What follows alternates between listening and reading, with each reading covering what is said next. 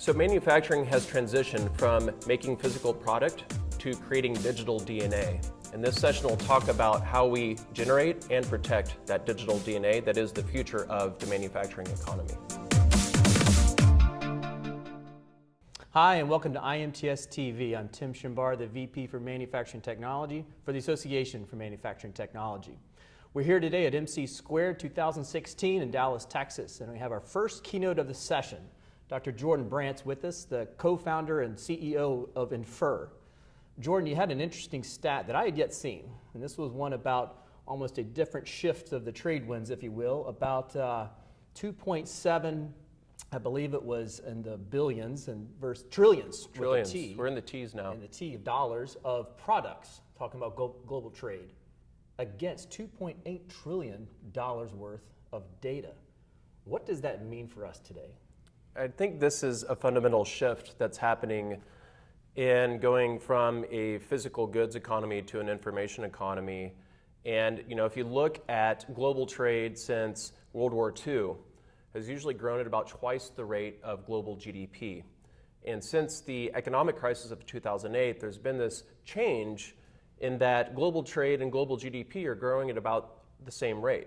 And a lot of economists believe that this is a structural shift in the economy and that more markets are building for their domestic consumption rather than for export. And now the global data flows are outpacing the value of global goods. So there is more impetus behind what is the information that's being transmitted and less about the atoms that are actually being produced.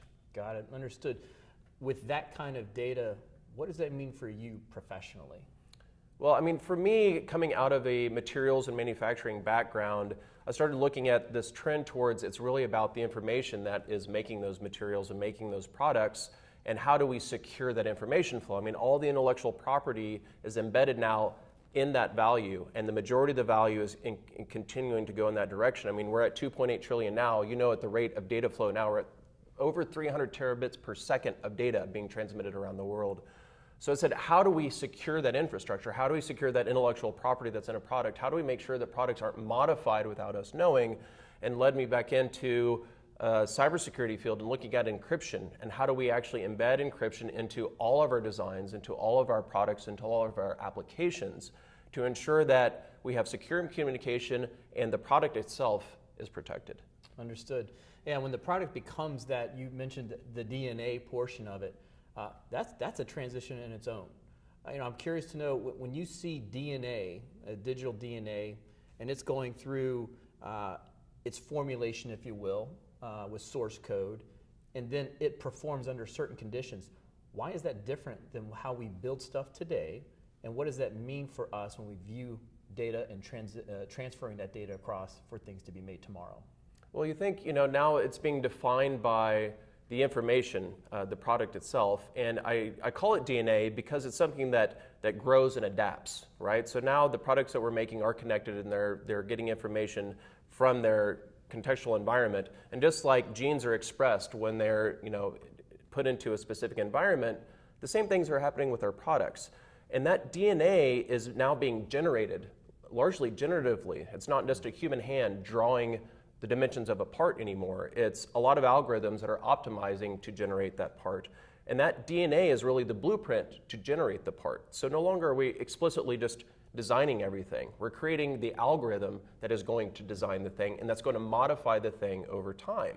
And so it's about protecting that algorithm. And I think the future is not about trading CAD files back and forth through a supply chain. It's going to be about working on source code and editing that source code, and you're only compiling the product whenever it's actually being manufactured. Yeah, that was a fantastic point you made, and quite insightful when you think about how we build a workforce and what the talent looks like to do these types of things to get to that compile button that we push. There's some great stuff. You bring up an interesting point though, and the IP is around that sort of source data that can happen to be realized and copied and other things and modified. We talked about some badness that can happen there. Where does encryption play in the cloud, and what is Infer doing about that today? Well, the challenge that we have now is that encryption has been kind of a broken process. One, it's been hard to implement, I mean, it's been around for decades. We've known that this is a way to protect information. Even if a network is hacked, if you can't read the information, you can't do anything with it. The problem is the implementation has been difficult and it's been hard to use the encrypted data. So you encrypt it, and then everyone kind of puts it away in a box. It's like, well, now I can't even find what I need anymore. So what we're focused on at Infer is actually searching and computing on encrypted data. So now you can encrypt everything as it's created, as the design is created, as the information from a sensor network is being captured. It's all encrypted in the device or in the application, and then it's put in the cloud.